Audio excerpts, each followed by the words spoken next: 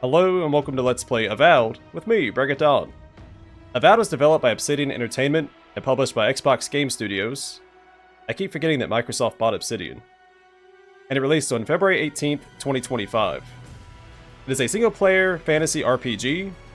It's supposed to be first-person, but there is an option for third-person in the settings. And this is technically the third game in the Pillars of Eternity franchise, as it does take place in the world of Eora. Though I believe this is a prequel to the Pillars of Eternity games. And obviously you play as a different character. And instead of this being a CRPG, it is a first-person RPG. So without any further ado, let's start a new game and see what awaits us. Eora, a world where mortals live, die, and are reborn through the turning of the wheel, in a cycle of reincarnation, watched over by the gods.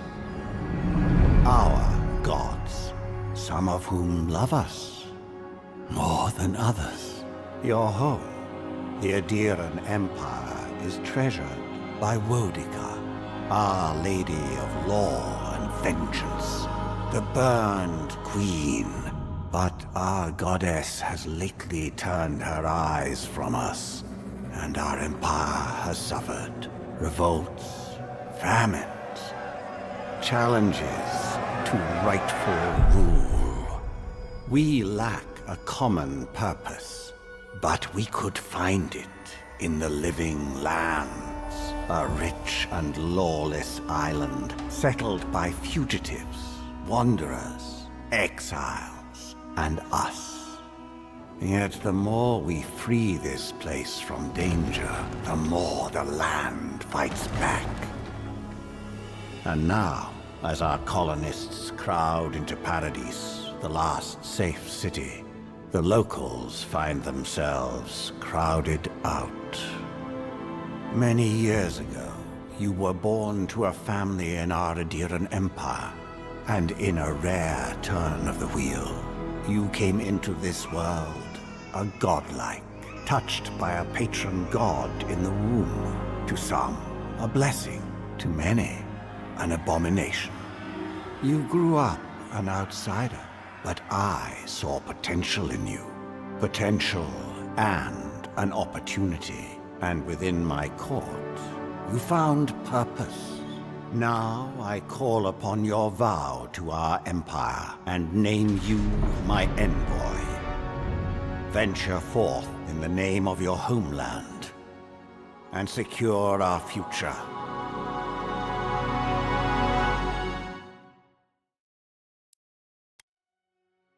Alright, so instead of playing the Watcher, I guess we play the Envoy.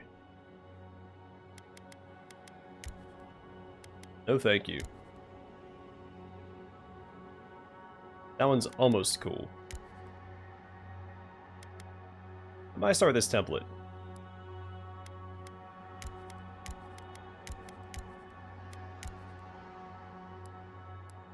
Oh, you hail from the Aediran Empire, one of the world's major colonial powers. Aedir is a nation forged by centuries of war between neighboring human and elven kingdoms, informed by their eventual alliance. Your Emperor chose you to journey to the living lands to investigate the Dream Scourge.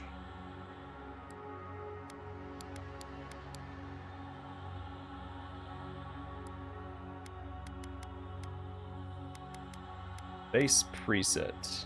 I'll probably stick with the default.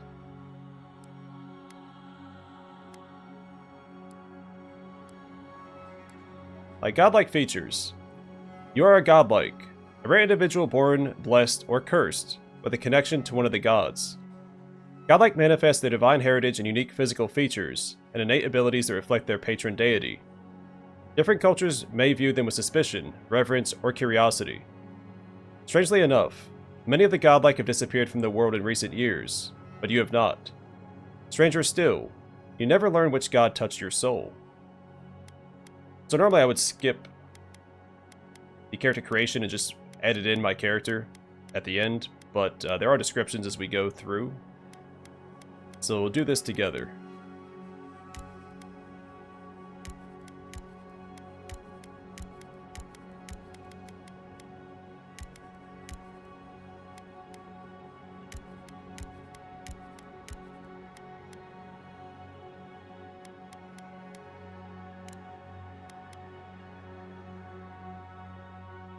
This one's kind of cool.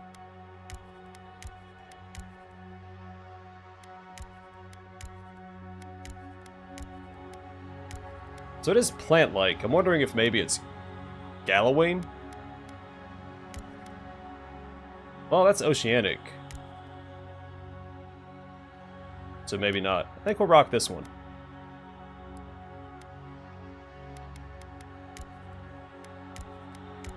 We should have a hairstyle that doesn't conflict with our face.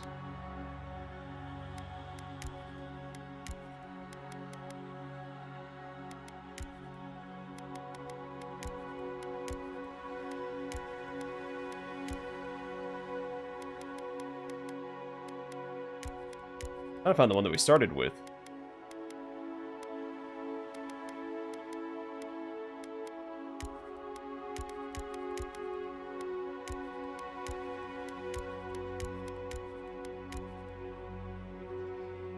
This one?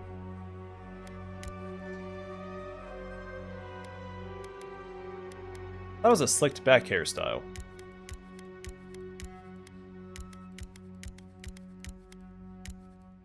Absolutely not. Maybe in this one. Yeah, we'll go with that. Alright, preset colors.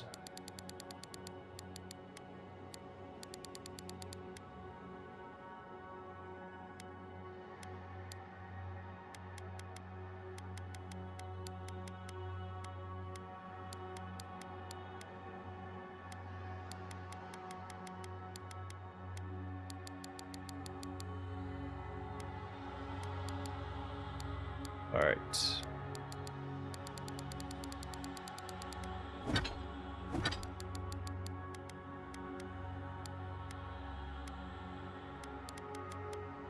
I'm trying to make my hair color. I'm mostly brown, it looks black, but I've got a lot of gray in my hair.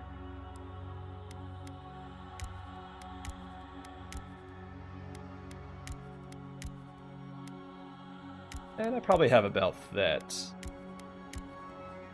at the moment.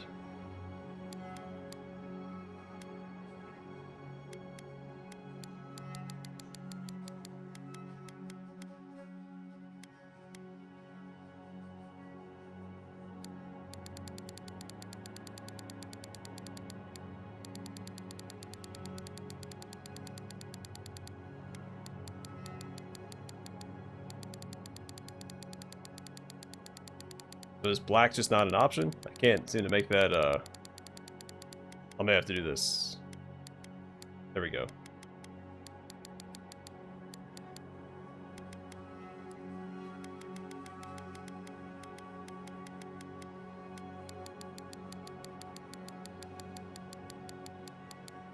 That's something like that. I don't think that eye size matters. But a dark brown will do. Again, I don't think my eyebrows really matter here either, but we'll go with the gray option. Once again, nose doesn't really matter.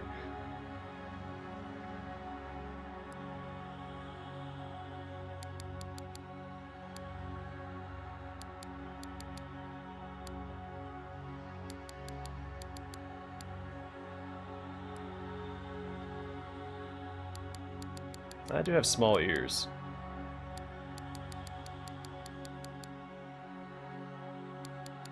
Ear depth. Alright, good enough for me. Complexion.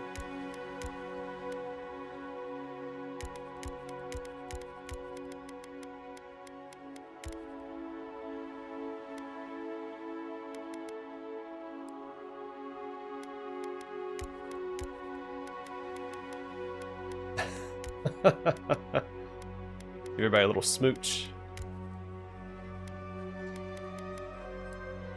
Oh, facial scars might be a good idea. Maybe people in the past have tried to, pull my wooden plate off and scarred me in the process. Can't see it through my beard, but maybe in specific angles I might be able to.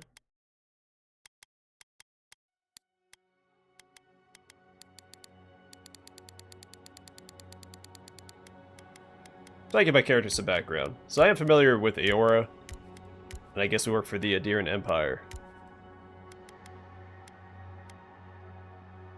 This might be better. So I'm not afraid of doing a little role-playing this time around. None of this matters. Because once again, we can't see our eyes, so that really simplifies character creation.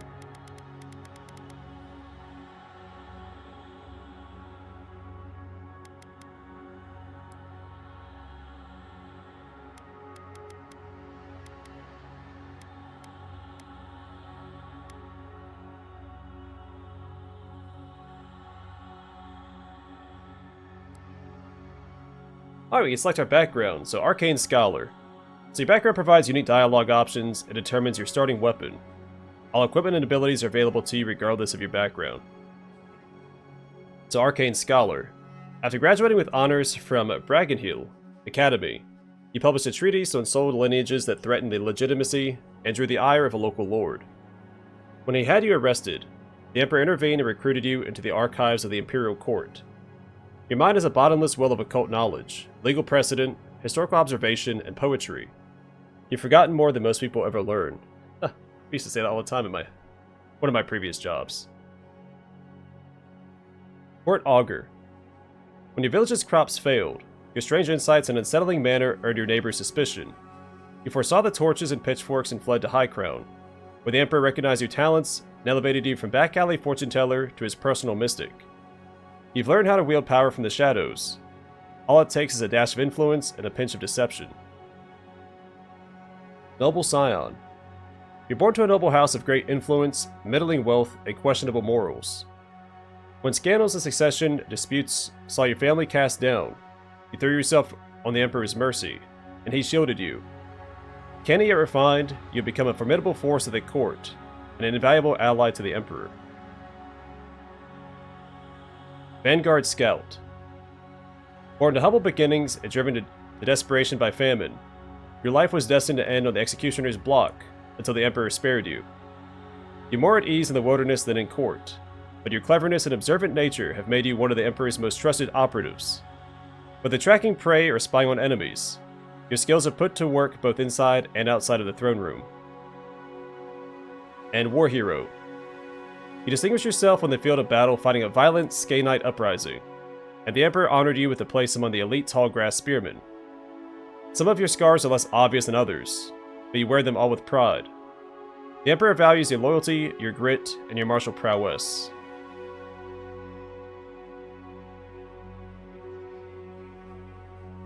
I kinda like this. I did go to college for history and creative writing. Normally I'd go with like War Hero.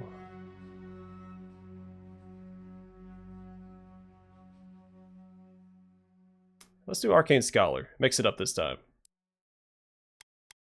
Alright. Attribute points, so we have Might. A character's physical and spiritual strength, brute force, as well as their ability to channel powerful magic. Increases your damage from all sources. Also increases your carry capacity, which is the amount of weapons and armor you can carry before becoming encumbered. Great all-around choice for dealing more damage. Constitution. A combination of the character's overall health and endurance. Increases your maximum health and your resistance to the poison and bleeding statuses. Improves survivability for players who like to be in the fray. Dexterity. A character's hand-eye coordination, balance, and overall grace.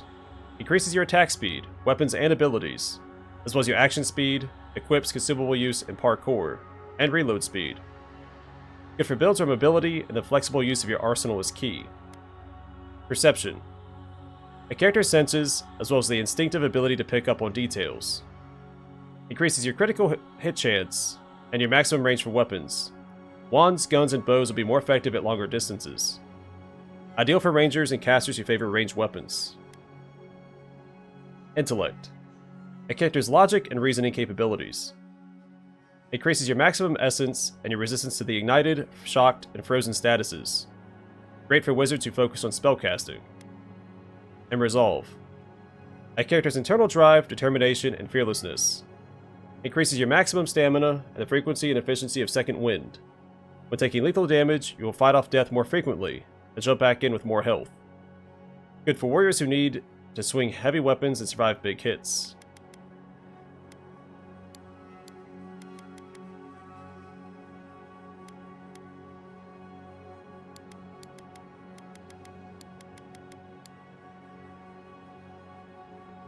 Not a lot of points to divvy up.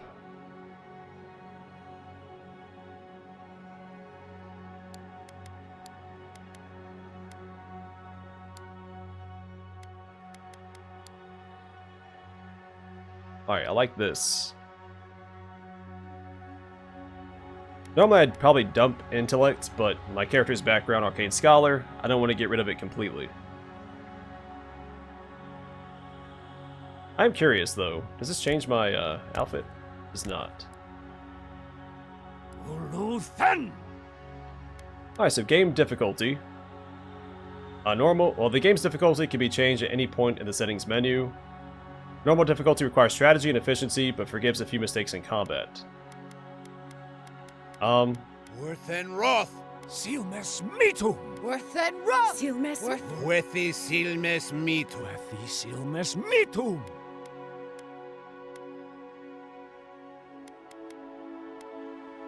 Yeah, I'm not sure how hard this game's going to be, but usually in these first-person RPGs, normal is fine. Because all this does is, typically, is increase enemy health and damage.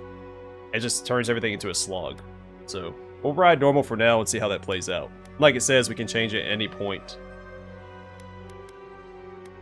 Display identifier and player character sheet. I don't need that. Display godlike care features in game. NPCs will still react to your godlike features. I'm fine with my mask. That's part of the character. I have no problem having that on there.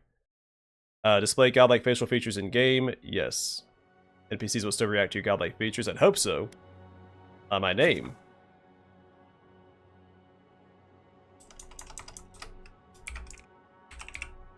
Donald. Alright.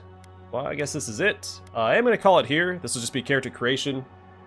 We'll jump into the game proper in the next episode, so look forward to that. But there he is, Donald the Envoy. So for now, thanks for watching. I'll see you guys in the next one.